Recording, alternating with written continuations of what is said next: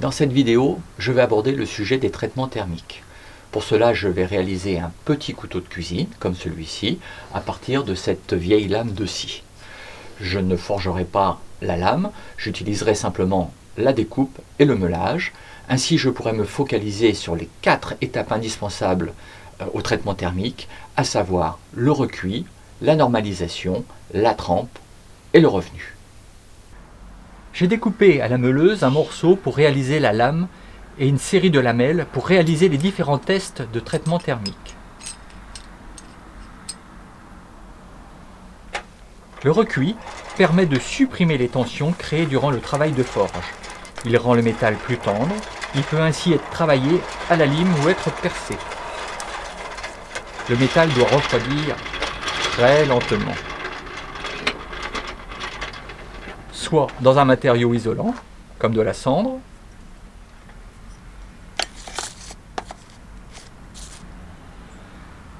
ou soit directement dans le foyer de forge, feu mourant.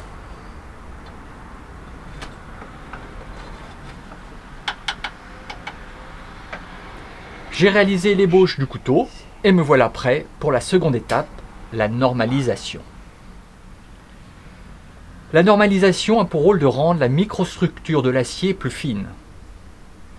Au cours du travail de forge, les températures élevées ont fait grossir le grain de l'acier. De gros grains, c'est une lame cassante et un tranchant médiocre. La technique consiste, le plus souvent, à chauffer la lame à 3 reprises et à la faire refroidir dans l'air en agitant la lame. Les températures de normalisation varient avec la teneur en carbone. Elle correspond à la zone en jaune sur le graphique. Dans l'hypothèse d'une teneur en carbone autour de 1%, la couleur de l'acier pour la normalisation est celle où il commence à y avoir des reflets orange. Mais je ne connais pas la valeur en carbone de mon métal. Je vais donc normaliser 4 échantillons à des températures différentes afin d'examiner le résultat. Après la normalisation, j'ai trempé les échantillons pour pouvoir les casser net. Je peux déjà constater sur cette photographie que le grain diffère énormément selon la température. Le grain est plus fin pour la température rouge clair et redevient plus gros pour une température de normalisation plus élevée. Pour la normalisation, j'opterai pour une première chauffe à la température rouge clair, suivie de 2 autres à des températures légèrement décroissantes.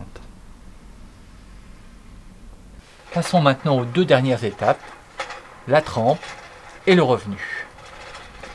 Tout naturellement, je commence par ce que je fais habituellement, une trempe à l'huile végétale chauffée entre 50 et 60 degrés. Le revenu consiste à chauffer le métal durant quelques dizaines de minutes à des températures allant de 200 à 300 degrés. Le métal devient moins cassant lors des flexions, mais au détriment d'une légère perte de dureté.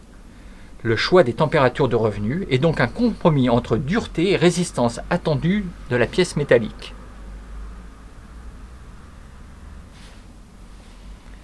Je commence les tests sur les échantillons.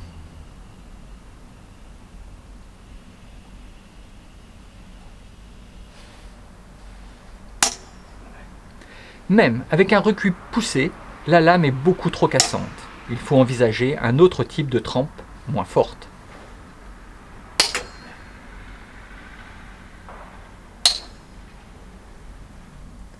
Je réalise donc la trempe de nouveaux échantillons uniquement à l'air.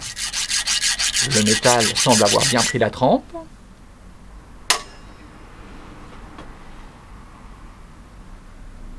La trempe est encore trop dure, même si je sens une nette amélioration.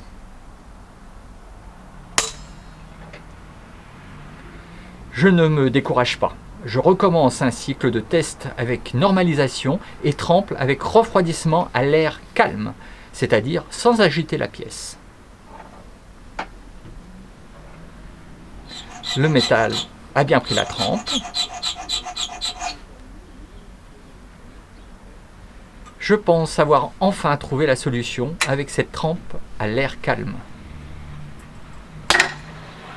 Le grain est acceptable, entre moyen et fin. Je peux enfin appliquer les traitements thermiques à ma lame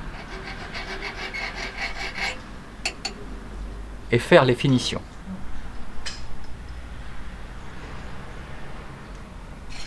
J'espère que cette vidéo vous a convaincu sur l'importance des traitements thermiques.